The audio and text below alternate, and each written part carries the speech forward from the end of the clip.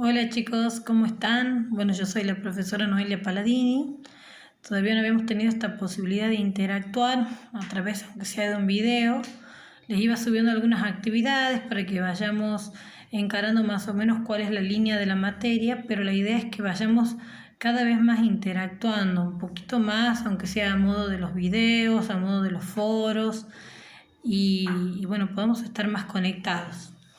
En este momento me interesa un poco que vayamos cerrando lo que es el concepto de salud y salud mental, que es lo que corresponde a la unidad 1. Ustedes ya han hecho algunas tareas y alguna lectura en relación a lo que dice Silvina Caballero sobre lo que es la salud, y bueno, me parece muy interesante que en sus trabajos prácticos han tenido como mucho en común, una mirada de la salud como bueno, en relación al concepto de la Organización Mundial de la Salud sobre lo que es un estado de completo bienestar biopsicosocial. Bueno, uno tiende a estar como atravesado por esas concepciones, porque bueno, lógicamente son las que se utilizan a lo largo del tiempo. Entonces, esta es la importancia de conocer los conceptos de salud, porque ustedes el día de mañana como profesionales se van a posicionar en base al concepto de lo que ustedes crean que es salud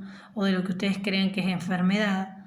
Entonces es muy importante que pongamos sobre la mesa el tema y podamos hacer una crítica. Es por eso que también les preguntaba cuál era su concepción de salud y después hacer una comparación con las teorías de lo que se considera que es la salud a lo largo de la historia.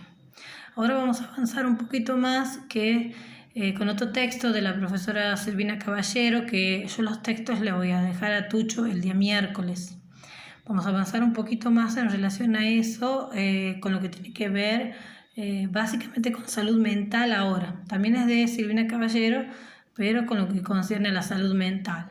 Ella hace en el texto una comparación entre dos modelos que durante mucho tiempo han sido paradigmáticos a lo largo de la historia. Por un tiempo la salud mental no se le nombraba como salud mental. Todo lo que tenía que ver con la enfermedad mental estaba relacionada a cosas sobrenaturales, a espíritus, a cambios humorales, pero no se consideraba como algo que formaba parte de la medicina, digamos. No tenía nada que ver, ni siquiera estaban en el campo de enfermedades mentales, eran como cosas sobrenaturales.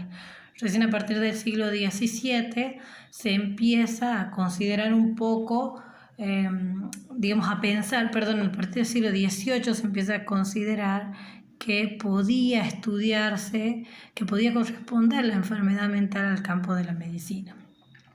Los dos modelos fundamentales que plantea Silvina Caballero a lo largo de la historia son el modelo asilar, que es el de los manicomios, y luego más adelante lo que se llama la reforma, en la edad moderna, ya lo que tiene que ver con la reforma psiquiátrica, que es como el proceso de desmanicomialización a la que estábamos acostumbrados.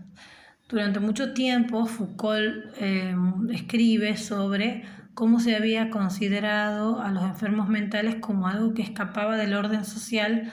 Entonces lo que se había creado eran asilos o manicomios para encerrar a todas las personas que no compartan un orden social, digamos, no queden por fuera, no solamente las personas que tienen enfermedad mental, sino también los mendigos, las prostitutas, los locos, bueno, todo lo que tenía que ver con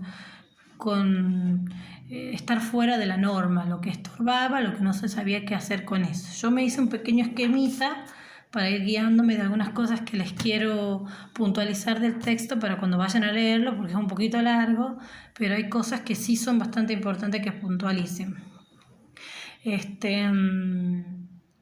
Bueno, algo de lo principal que marqué ya les voy diciendo.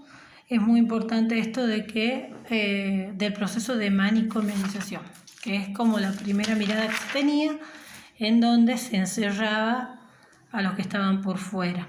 Y esto es lo que se llamaba el modelo asilar, porque es el modelo de asilo. Ya en el siglo XIX más o menos se vincula a la medicina con el estudio de las enfermedades mentales. Esto coincide con lo que hemos visto en el otro texto del modelo biologicista-organicista. Es como que se empieza a considerar que la enfermedad mental podía estar dentro del plano de la medicina. Y la principal revolución llega en el siglo XIX con Freud, cuando empieza a hacer una relación entre las enfermedades físicas con el estado mental del sujeto, con el surgimiento del inconsciente, con la estructura del aparato psíquico, cuando viene a decir que muchos de los síntomas eran como psicosomáticos. Eran enfermedades físicas, pero que no tenían un origen orgánico, sino que su origen estaba a nivel de la mente, a nivel de la psiquis. Entonces eso como que revoluciona mucho las teorías y se empieza a pensar cuáles eran los factores que influían en la salud de los individuos.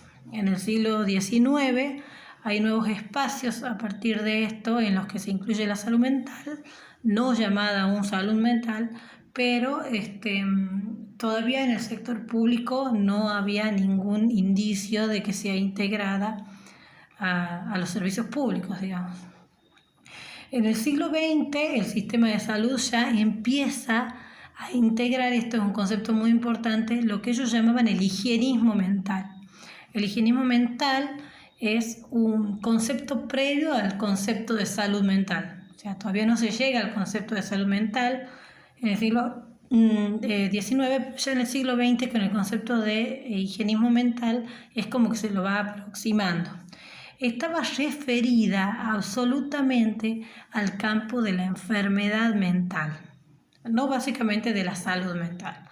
Ya habíamos visto también en el otro texto como antes la salud estaba como relacionada más que nada como lo opuesto a la enfermedad. Bueno, aquí en el campo de la salud mental, cuando se hablaba de lo mental y hablaban en este caso del higienismo mental, tenía que ver más que nada cuando se nombraban enfermedades mentales, ¿no?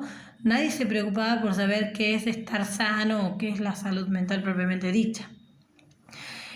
Más adelante, como vemos en el otro texto también, cuando surgen las concepciones de la tríada ecológica o la concepción del campo de la salud, es donde toman más fuerza los factores psicológicos, porque se considera la salud, como habíamos visto, como una integración de muchos factores. Entonces todo tenía que ver con el estado de salud del sujeto. Eso le da como un buen aporte o una buena entrada a la psicología, poder trabajar en el campo de la salud.